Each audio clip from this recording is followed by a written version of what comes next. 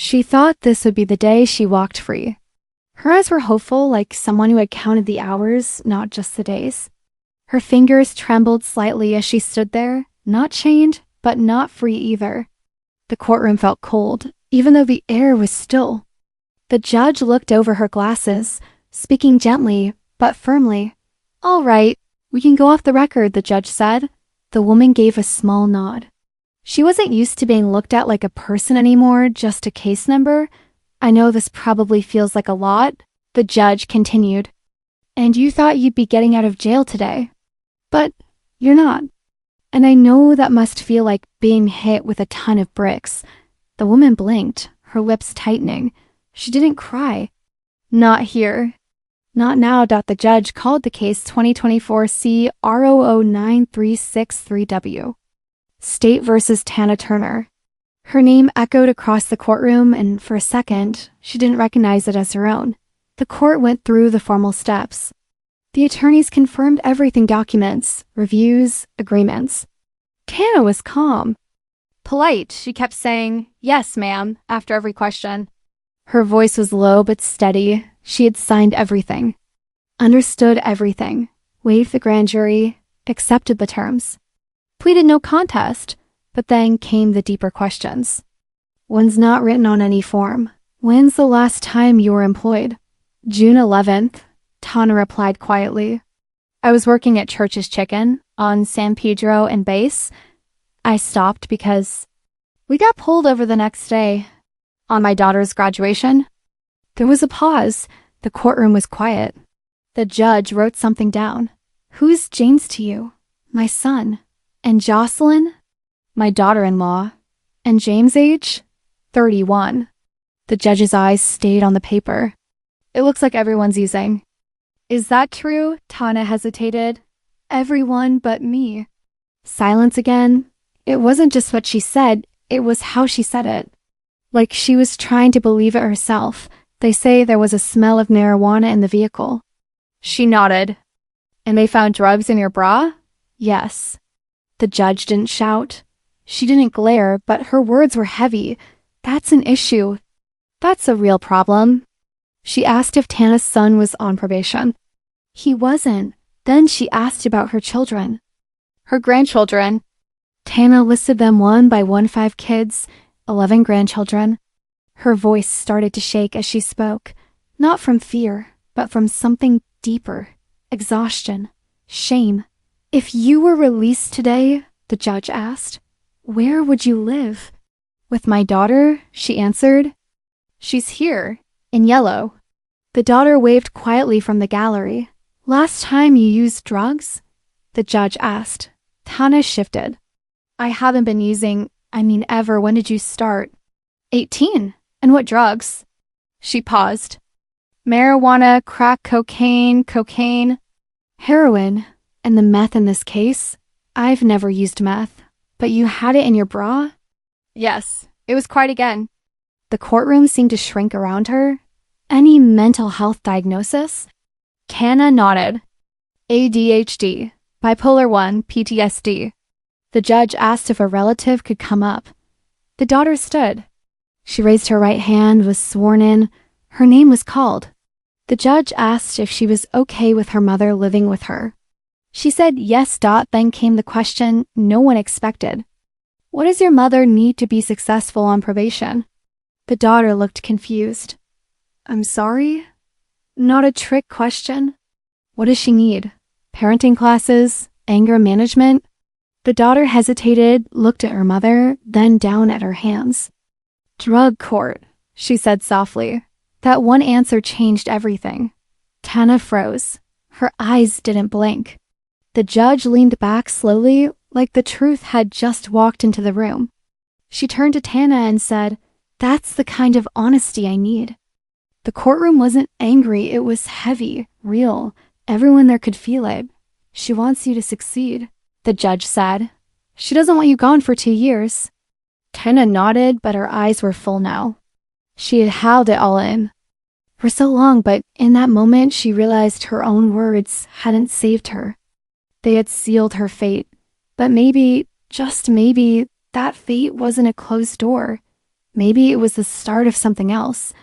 Something harder. Something real, and this time, someone was still waiting for her. Asterisk Tana sat back down, her hands clenched in her lap. Her daughter returned to the gallery, eyes red but holding steady. The courtroom wasn't loud, but everything felt louder now, the scratch of pens, the shuffle of papers, the faint buzzing from overhead lights. Tana could feel the weight of her own silence pressing against her chest. The judge straightened her papers and looked up again. All right. So now we're going to proceed with sentencing, she said calmly but firmly. Tana nodded, barely moving. She had already pleaded no contest. The paperwork had been reviewed, the conditions discussed. But this part, the sentencing, felt different. It was more than a process. It was personal. The judge took a breath. Before I set anything in stone, let's talk about what this actually means for you. Tana looked up. Her eyes weren't full of fear anymore. Just a kind of tired honesty. Here's the thing, the judge began. This is not about locking people away. This is about figuring out what will make you whole again. Tana didn't speak, but her body seemed to lean in. I know you've used drugs. I know you've been through things. I know you probably haven't had many people believe in you lately. But I also know what you told me in this courtroom, and I heard it.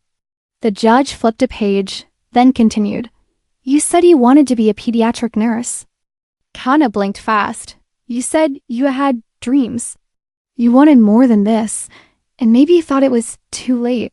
Tana nodded slightly. She didn't trust her voice right now. I go to graduations all the time, the judge said. Drug court graduations. You know what I see? People just like you. People who thought they couldn't make it. And I see them walk across that stage, clean, proud, and with something no one gave them before, a second chance that stuck. Tana's breath hitched. One man, he had been arrested 6 times. You know what he wanted to be? A lawyer. People laughed at him. But he cleaned up, got into law school, was honest with the board, and passed the bar. He's practicing now. The courtroom was quiet again, but in a different way. It wasn't heavy with fear anymore. It was quiet like a moment before a door creaks open. I'm not telling you this to make you feel good, the judge continued. I'm telling you this because it's hard. It takes everything you've got. But it's not impossible. Tana finally whispered, I don't want to fail again. You won't, the judge said. Not if you stop pretending. Your daughter told the truth. Now you have to do the same. Tana looked toward her daughter, sitting quietly with her hands folded. I'm going to refer you to Esperanza Court, the judge said. They'll start your process. If for any reason they can't take you, we'll go with the TAP program recommendations from February. You'll get support. But you have to show up. Every single day. Tana nodded again. This time with more certainty. There will be random drug tests. You'll report by Zoom or in person. You'll have field visits, at least once a month. You'll need to show proof of employment within 45 days of release. Tana listened to every word. You are not to work around children or the elderly. Not yet. You're not to be left alone with minors. That includes your grandchildren. If you want to see them, there must be another adult present. That part hurt. Tana's eyes flicked toward her daughter again. She missed holding those little hands. She missed hearing their laughter. But once you're fully sober, the judge said gently, we can revisit that. We can make changes. You just have to earn it. Tana whispered, I understand. Good, the judge said. Now 150 hours of community service restitution. Tana nodded again. But the judge added, if you go get your GED or finish a trade certificate, I'll consider that as completing your service. You want a future? Go claim it. Something shifted in Tana's face. The weight was still there, but a small light began to flicker beneath it. Hope, but fragile like a match in wind. The judge paused for a long moment, then asked quietly, what do you want to do with your life? Tana opened her mouth but closed it again. No, really, the judge pressed. When you were a little girl, who did you dream of becoming? Tana's voice cracked as she answered, I wanted to help children. Sick ones. I wanted to wear the white coat. I used to pretend. She stopped, the tears now filling her eyes. The judge leaned back in her chair. Then let's not let this be the end of your story. Let's make it your turning point. And with that, the court gave her something the streets never had. Not pity, not punishment, a structured chance. A clean start with eyes watching, but also hands ready to help. Tana sat quietly as the courtroom slowly emptied. The formal part was over, but something in her still felt frozen. Not because of fear, but because of everything that had been said. Her daughter, still in yellow, hadn't moved. She just watched. Her mother like she was holding her breath. The bailiff gave a gentle signal. Tana stood and was led back through the side door, not in cuffs, but still under supervision. The judge had given her a chance, but it wasn't freedom yet. It was a step. A long road filled with rules, meetings, check-ins, and trust she had. To rebuild, she had made it through court, but it didn't feel like a win. Not yet. That night, she lay on the thin jail cot, staring at the ceiling. Her mind wouldn't stop. Not about the community service or the drug court, not even the random tests. What kept replaying was her daughter's voice. Drug court, she had said. Just 2 words. Just truth. Tana had always tried to protect her kids from her failures. She didn't let them see her when things were bad. She didn't want them to know when she was using, when she couldn't pay rent, when the lights got shut off. But the truth had caught up, and now it wasn't just her life on the line. It was her relationship with the only people who still showed up for her. The next morning, the paperwork moved fast. She was scheduled for Esperanza court intake by Wednesday. If they didn't process her by then, her lawyer would step in, and the judge had promised to personally check on it. That surprised her. A judge remembering her name?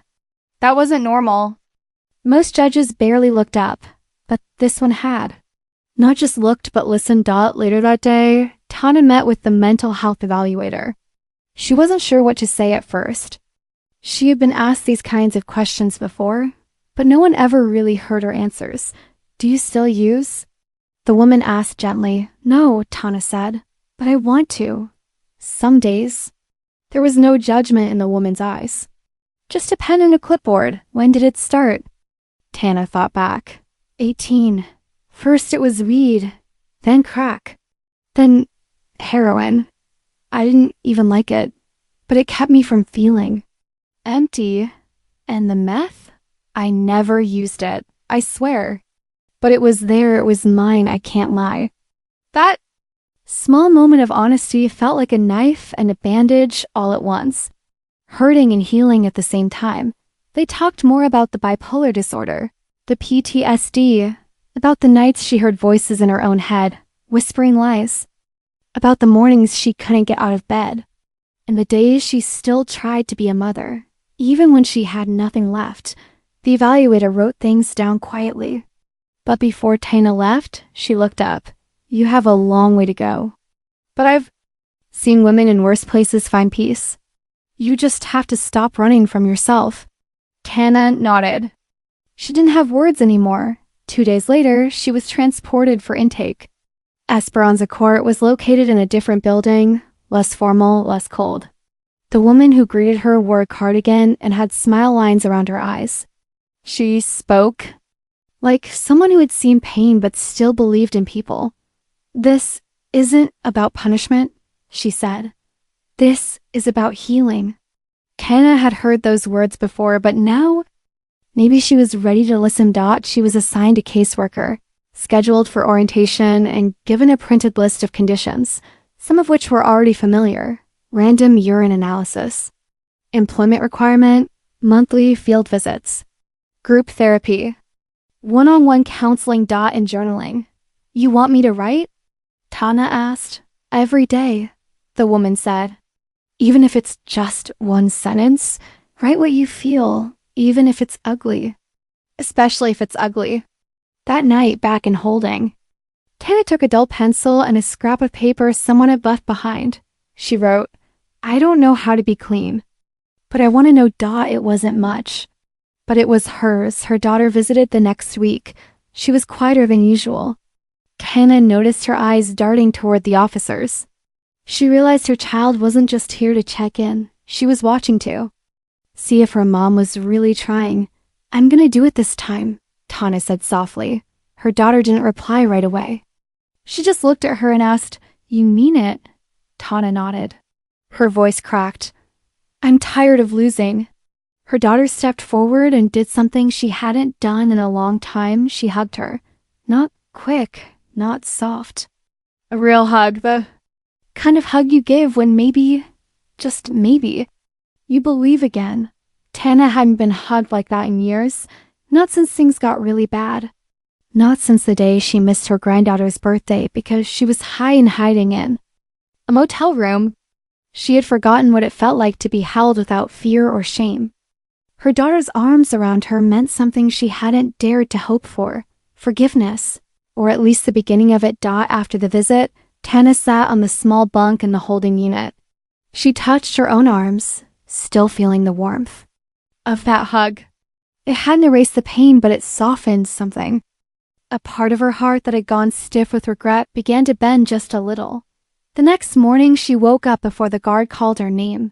She had barely slept, but her mind was clearer than it had been in weeks.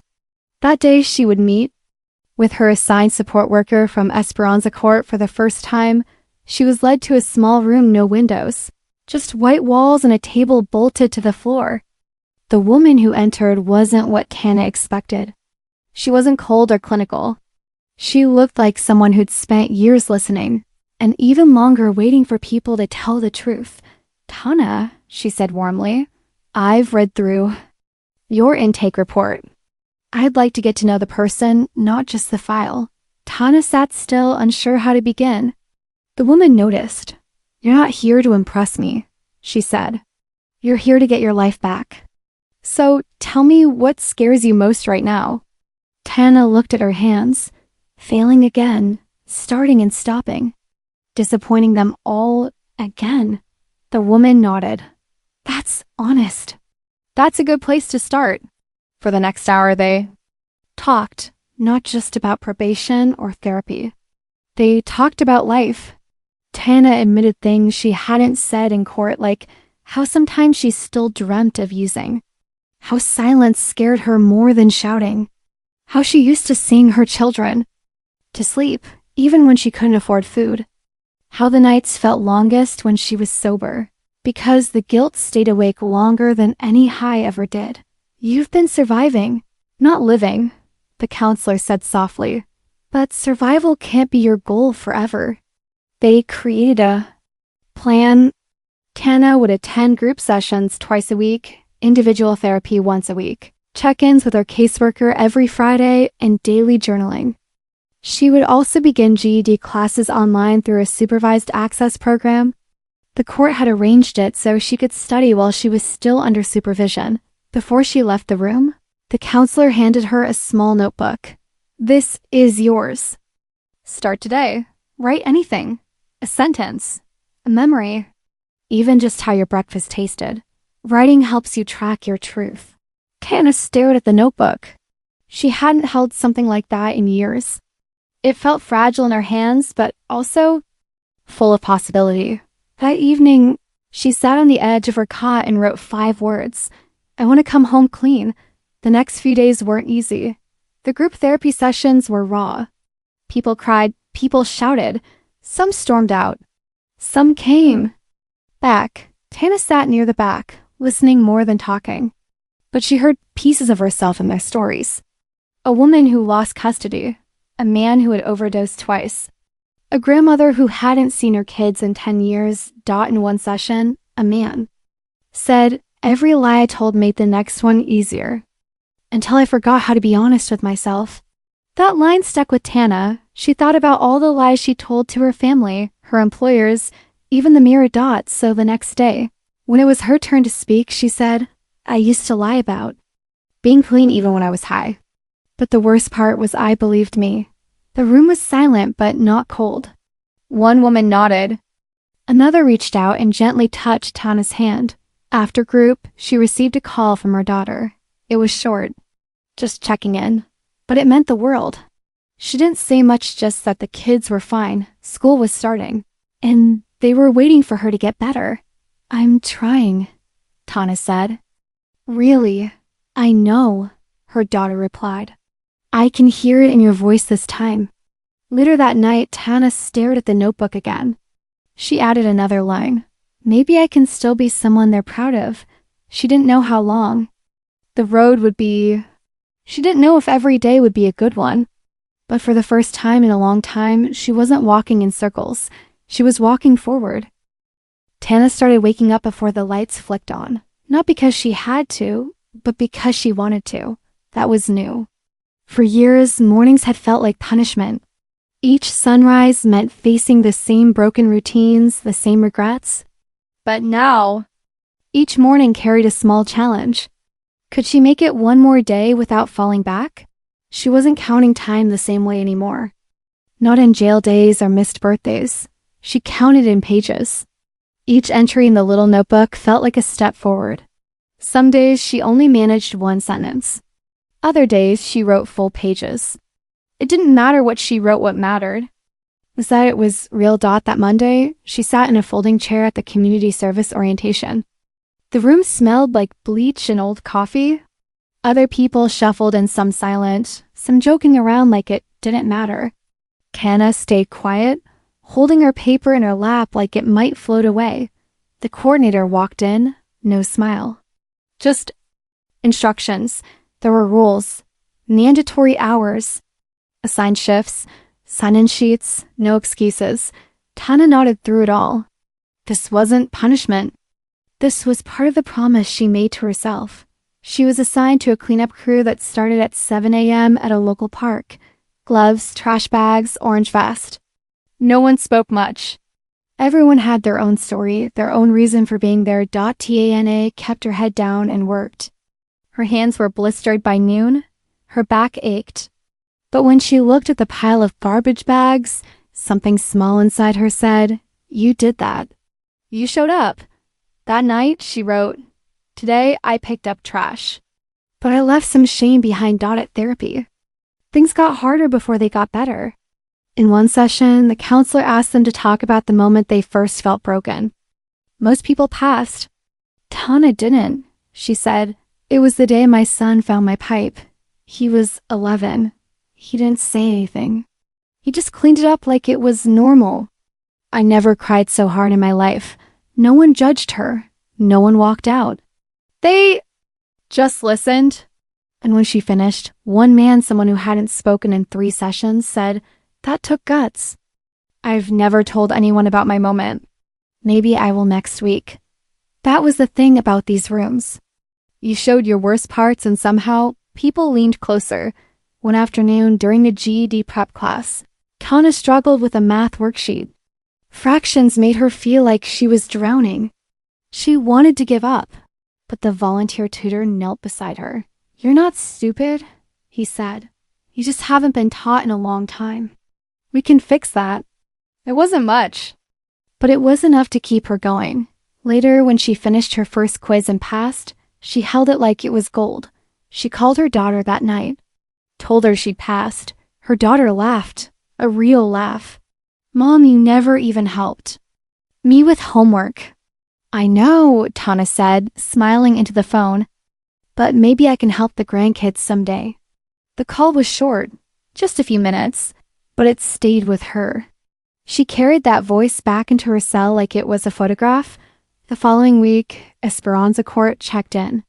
A staff member asked if she'd been attending her sessions, meeting with her caseworker, staying clean. She answered yes to everything. Not because she wanted to impress them, but because it was finally true. "You're doing better than most at this stage." The woman said, "But don't get comfortable." "The real test is when life feels ordinary again." Tana nodded. She already knew. She wasn't cured. She wasn't finished.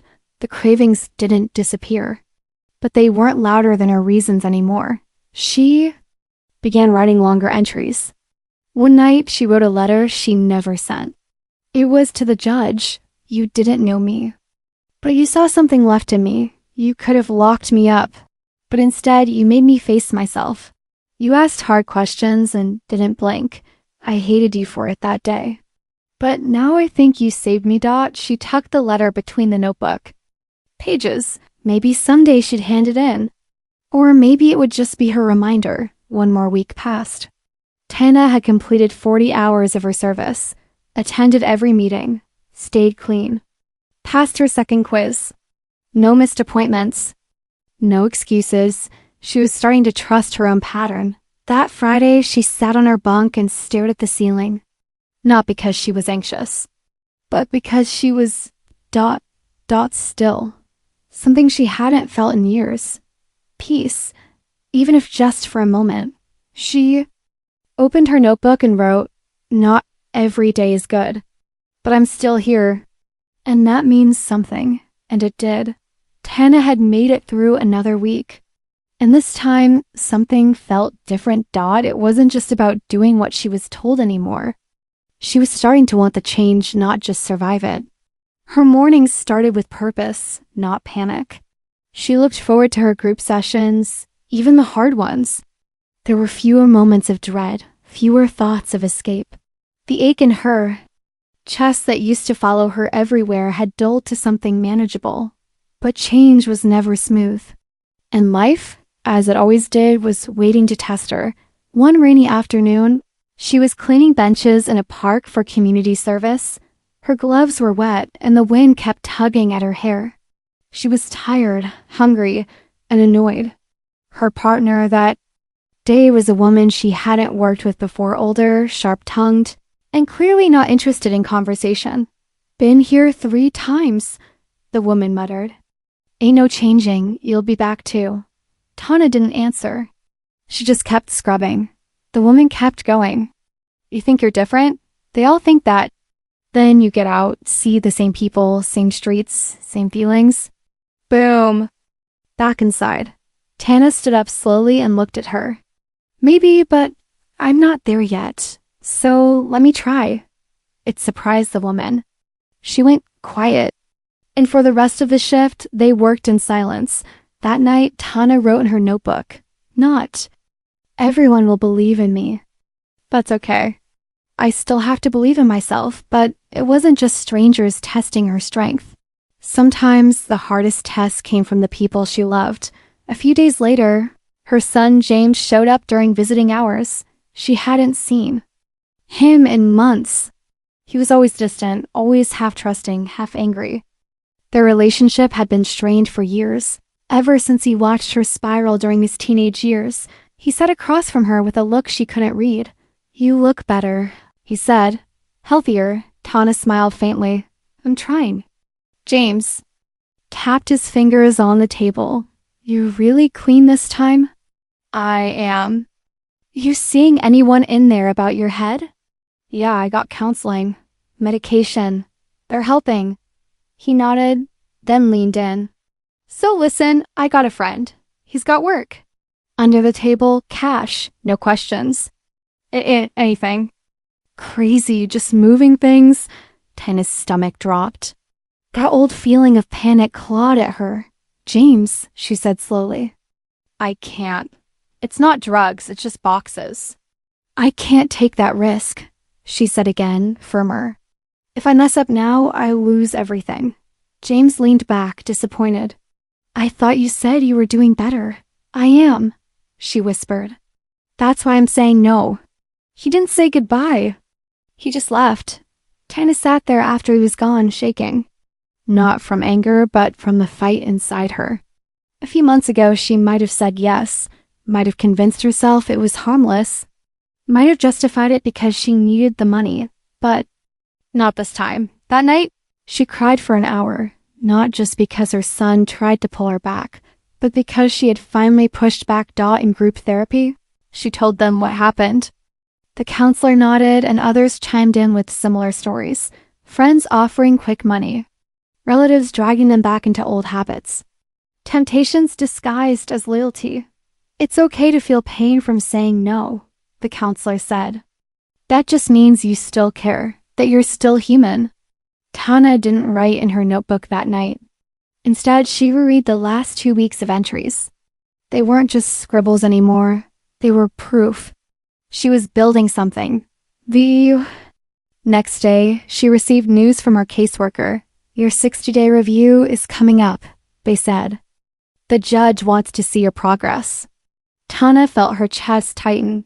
She hadn't stood before that judge since her sentencing. She remembered the look in her eyes, the sharp questions, the disappointment, but also the hope. I'll be ready, she said, and she meant it. She spent the next few days doubling down extra hours of studying, clean service reports, therapy sessions without missing a beat. She talked more in group.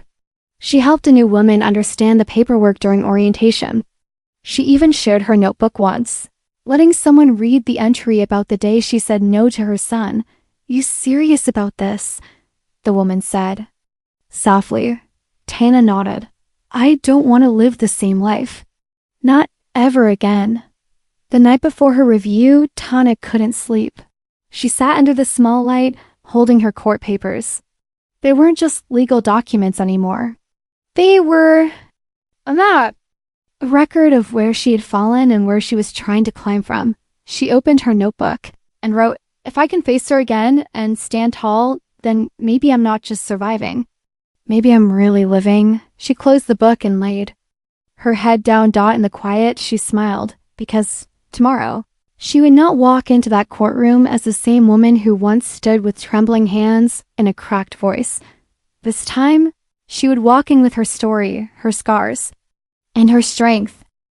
Tana stood outside the courtroom again, holding a stack of papers in her hands. It had been 62 days since her sentencing, 2 months of waking up early, 2 months of sitting in therapy circles and holding back tears until she couldn't. 2 months of digging through the mess she had buried deep inside herself. 2 months of learning how to live clean, not just stay sober. Her palms were sweating, even though the room was cool. She tried to steady her breath. This wasn't her first time in front of a judge, but it felt like the most important one. Because this time she wasn't fighting against anyone else. She was proving something to herself. When the bailiff called her name, she walked in, not slow, not rushed, just steady. She wore a borrowed blouse, clean pants, and the calmest face she could manage. She wasn't the same woman who had walked in trembling weeks ago. She could feel that. And so could everyone in the room. The judge looked up. Same eyes, same calm tone. But this time, there was a flicker of curiosity behind her glasses. Miss Turner, the judge said, how have you been? Tana cleared her throat gently. Better, Your Honor? The judge glanced at her file. Looks like you've completed 78 hours of community service, passed all drug tests, attended all scheduled sessions, and made progress toward your GED. Yes, ma'am. You've also submitted daily journal entries and haven't missed a single one. Tana nodded. It helps writing. The judge smiled faintly. I remember I told you to write the truth, even the ugly parts. Tana exhaled a soft laugh. There were a lot of ugly parts, ma'am. But you faced them. The courtroom was silent. The judge leaned back in her chair. I want to tell you something, she said, setting the file down. That day you stood here and answered my questions when you admitted the drugs were in your bra. When you said you'd started using at 18. When your daughter had to tell me the truth you were afraid to say, I saw someone who wasn't finished yet. Someone who could still fight. Tana blinked, holding back tears. She didn't want to cry here. Not in front of the court, not again. But seeing this progress, the judge continued, it means something. You've earned respect today. You didn't just promise change, you're showing it. Tana looked down for a moment, then raised her head. It's still hard, she said quietly. Some days I want to give up, but now I know how to pause and ask for help. That wasn't something I knew how to do before. The judge nodded. That's the difference between surviving and healing, and I'm proud of what I'm seeing. She flipped through the file again, then added, I understand your caseworker has recommended easing one of your conditions. Yes, ma'am, Tana replied. She thinks I should be allowed supervised contact with my grandchildren. I've stayed clean and consistent. The judge paused. And you understand that if you break even one of these terms, everything we've worked toward could fall apart? I do, but I also understand what I'd be losing. I won't go back. After a long moment, the judge gave a small nod. All right. I'm going to approve limited, supervised contact with your grandchildren under the presence of a stable adult. Tana felt her knees weaken, but she didn't move. Her heart was pounding in her chest. She whispered, "Thank you." As she turned to leave the stand, the judge called out again, "One more thing." Tana turned. "I hope you keep writing. And one day, maybe you'll help another woman like you. Someone scared. Someone quiet. Someone thinking she doesn't matter." Tana held her gaze. "I'd like that." Outside the courtroom, her daughter was waiting. This time, she didn't just sit quietly. She ran up and hugged her. Tana held on tight like someone who understood what this moment really meant. A few weeks later, Tana sat at the park lot in an orange vest, not doing court-mandated cleanup. She was with her daughter and 3 of her grandkids. They fed ducks and shared sandwiches under the shade of a tree.